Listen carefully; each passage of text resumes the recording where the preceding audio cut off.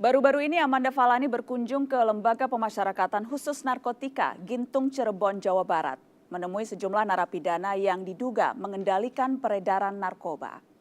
Sulit diterima akal sehat. Bagaimana seseorang yang berada di balik jeruji bisa mengendalikan jaringan perdagangan barang terlarang hingga ke luar negeri. Tapi inilah yang terjadi ketika pengawasan di Lembaga Pemasyarakatan begitu lemah. Badan Narkotika Nasional BNN bahkan menyebutkan separuh jaringan perdagangan barang haram dikendalikan dari BUI. Tapi negeri ini masih memperlakukan para bandar narkoba bak penjahat biasa, diberikan keringanan hukuman dan diampuni. Nggak ada tahu orang di Afrika kirimin paket ke sini, saya nggak tahu Pak. Dia matiin aku pun, aku mati dengan kejujuran itu, saya nggak tahu. Sama kau seperti si Abu. Si Abu juga jujur, tidak ada mungkin mati pun, mungkin mati pula. Iya mau tidak, iya mau tidak. Nanti akan saya tunjukin barangnya. Ya. Terserah Papa saja. Ya. Nanti kita konfrontir ya. Ini bukanlah percakapan biasa. Tim Badan Narkotika Nasional BNN tengah menginterogasi Alex Bowman terkait keberadaan 300 gram sabu yang disita di Bandara Soekarno-Hatta bulan Januari lalu. Meski berada di BUI, BNN menduga warga Liberia ini adalah sang pemilik barang haram. 300 gram itu dari Kenya? Saya tidak tahu. Alex suruh Cok ambil barang? Tidak. Ini Coknya di sini, panggil aja dia. Kalau panggil aja dia, ada apa aku suruh dia kirimin aja barang atau apa. Tanya aja dia sendiri di sini. Ucok dan Alex adalah terpidana kasus narkoba yang sama-sama menghuni lapas Gintung Cirebon, Jawa Barat. Tapi keduanya diduga masih bisa mengendalikan bisnis narkoba hingga ke mancanegara. Ironisnya bukan hanya mereka terpidana kasus narkoba yang diduga bisa beraksi dari balik jeruji. Direktur Penindakan dan Pengejaran BNN Benny Mamoto memastikan 60% peredaran narkoba di Indonesia dikendalikan dari dalam penjara. Perkiraan yang kami hitung itu sekitar 60%, cukup besar. Kita melihat bahwa hubungan sindikat dari luar dengan para napi ini terpelihara terus. Jadi sebelum tertangkap mereka menjadi bagian jaringan, sesudah tertangkap mereka tetap berhubungan. Terpidana kasus narkoba menggunakan segala cara agar jaringan bisnis mereka tetap berjalan. Bahkan mereka tak segan melibatkan anggota keluarga. Seperti Ucok yang melibatkan istrinya. Kau mau mengorbankan istrimu? Nggak mau. Iya, kamu udah di dalam, kau punya anak kecil. Paket itu buat siapa? Ya intinya buat dia Pak. Saya bilang ini bagaimana, kenapa kok seperti itu. Iya saya bilang, pokoknya kamu sabar aja brother, pasti saya bantu. Bantu macam mana, istri saya udah di sana. Istri saya udah di sana, ibu udah di sana, saya bilang. Cuman yang jelas saya nggak mau turut campur. Kalau memang saya tahu dari awal itu ada indikasi narkoba ini, saya nggak bakal mau, saya bilang sama dia. Para terpidana narkoba menggunakan berbagai modus dalam mengatur jaringan dari balik jeruji. Kuncinya adalah alat komunikasi, baik itu handphone, baik itu bahkan terakhir mereka sudah menggunakan Skype. Dalam hal hasil penjualannya, mereka menggunakan m-banking. Dengan mudah dengan handphone dia bisa gerakkan rekening itu mesti kemana dan sebagainya. Ataupun menggunakan pihak ketiga yang ada di luar.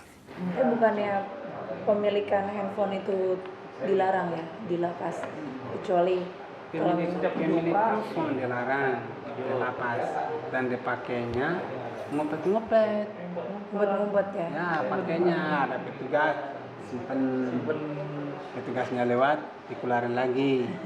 Begitu caranya. Di Lapas Gintung, ada sekitar 200 petugas yang mengawasi lebih dari 900 orang tersangkut kasus narkoba. Lapas ini juga memiliki CCTV. Tapi menurut Kepala Lapas Ana Saiful, peralatan untuk mengawasi lapas ini tak berfungsi. Selama ini, para sipir penjara memeriksa setiap sel narapidana secara langsung. Sempat ada yang memiliki handphone narapidana di dalam, itu bagaimana tuh mengawasi komunikasi dari dalam keluar? Ya itu yang nggak bisa kita awasi. Yang bisa kita cuma kalau kita razia di situ ada handphone, di situ ada chip, ya kita ambil, kita sita. Celahnya ada di mana tuh Pak? Apa itu? Kok bisa mereka pegang handphone gitu? Di mana tuh celahnya? Kalau Bapak bisa lihat dari kondisinya, Kalau menurut saya sih dari mana aja? ya mungkin tidak menutup kemungkinan ada juga mungkin dari petugas juga. Dalam 2 tahun terakhir, petugas menemukan sedikitnya 200 unit telepon genggam berbagai jenis di tempat-tempat tersembunyi di dalam lapas Gintung. Temuan ini semakin menegaskan begitu lemahnya pengawasan di lembaga pemasyarakatan. Pihak yang paling bertanggung jawab atas pengamanan lapas adalah Kementerian Hukum dan HAM. Karena itu, saya mempertanyakan hal ini kepada Menteri Hukum dan HAM, Amir Syamsuddin. Selamat pagi, saya Amanda dari Metro TV. Amir, saya minta sedikit tanggapannya mengenai pengedaran narkoba yang dikendalikan oleh narapidana dari dalam penjara. Yang mana itu? Ya, Kasusnya, yang kasus yang pengembangan dari BNN soal narapidananya sendiri mana adalah itu? Alex Bowen. Di mana? Sudah diambil? Sudah diambil, ada 300 gram sabu dari Ya. yang pernah Yang jelas, ditangkap di bandara. Kami belum pernah hubungan koordinasi antara Kementerian Hukum dan BNN sebaik sekarang. Ya. Jika disinyalir ada kerjasama gitu Pak antara oknum sipil Itulah yang dengan selalu bersama-sama. narapidana, apa yang dilakukan? Itu saya di dalam selama masa tugas saya itu ratusan sudah ya, pegawai aparat kami yang saya berhentikan tidak dengan hormat. Ya. Itu terus menerus kita lakukan tanpa gembar-gembor dan publikasi kepada siapapun juga. Ya. Kemarin saya ke Lapas Gintung Pak. Ke lapasnya bilang dia menginginkan adanya peralatan surveillance. Sementara kami belum memiliki peralatan. Ya. Oke. Kalau ke depan kami disediakan juga peralatan itu, kami berterima kasih. Tetapi sementara belum mendapatkan peralatan secanggih itu, tentunya kami maksimalkan hubungan kerjasama kami baik dengan BNN maupun dengan Polri. Baik. Dirjen Pemasyarakatan Kementerian Hukum dan HAM yang baru dilantik, Muhammad Syueb, menjelaskan lebih rinci tentang kendala yang dihadapi kementeriannya dalam mengawasi Ya, lapas. baru menjabat ya Pak ya. Tapi PR-nya sudah banyak nih Pak. PR-nya sudah banyak. Jadi memang salah satu yang utama, yang prioritas adalah memang getting to zero halina HP, pungli, narkoba. Nah ini kan luar biasa. Jadi memang kita berupaya terus dengan SDM yang ada, dengan alat-alat yang ada. Kejahatan luar biasa ditangani dengan cara yang biasa. Ya, Setuju nggak Pak? Jadi memang kita sudah mengharapkan sejak lama sebenarnya kita diberikanlah perangkat cukup canggih untuk pelacak sinyal atau pelacak HP ya, pelacak SIM card misalnya, dan pengacau sinyal. Tapi ternyata jammer itu tidak mudah.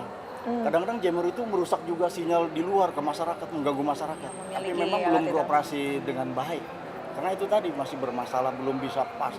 Kadang-kadang kita... Intinya belum ada dong Iya, ya? Kegelisahan Bapak sebagai Dirjen Pemasyarakatan Kemenkumham soal anggaran dan juga minimnya alat di setiap lapas yang ada di Indonesia ditujukan ke siapa Pak? Untuk masalah anggaran ini. Ya, kita juga tidak bisa menyalahkan begitu saja pemerintah karena keuangan negara kan memang terbatas. Dalam kondisi pengawasan yang tak maksimal, sejumlah narapidana narkoba akhirnya tak hanya mengendalikan jaringan bisnis narkoba di luar penjara. Mereka juga menciptakan pasar baru di dalam penjara. Ada ribuan anak bangsa, anak-anak muda yang kasusnya penyalahguna.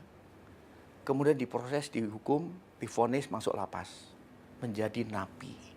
Karena mereka tidak mengalami proses rehabilitasi, maka mereka mencari barang.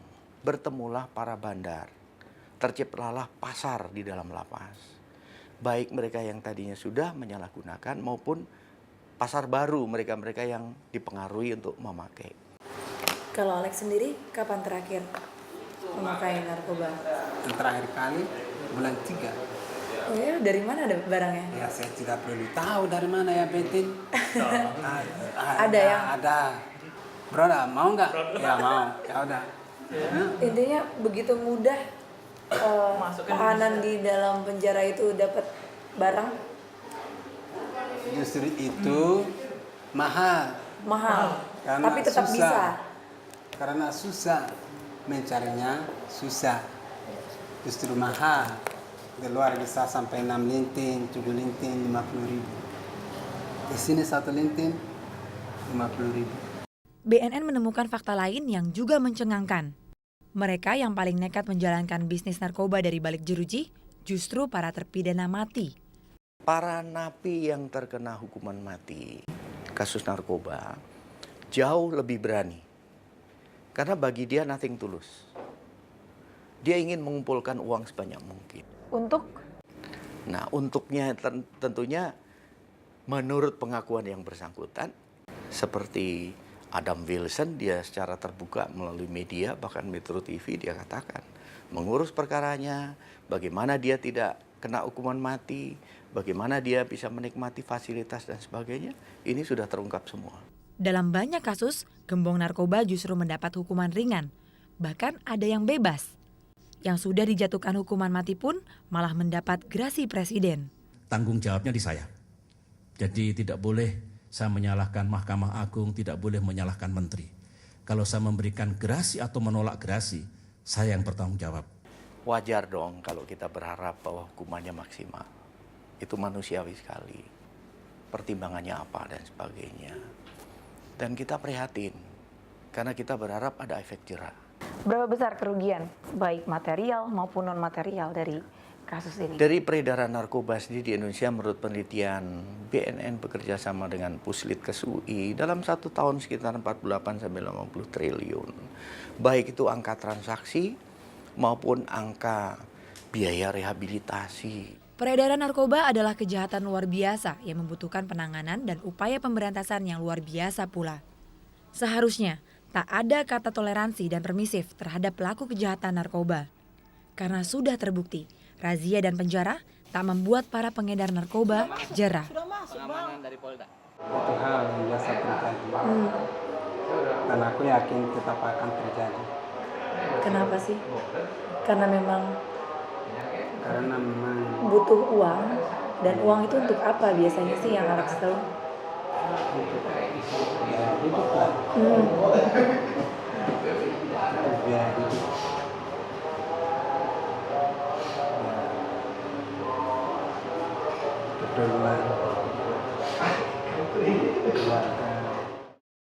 Mengapa sebuah negara agraris harus menggantungkan kebutuhan pangannya ke luar negeri? Lori Singer menemukan jawabannya. Sesaat lagi di 360.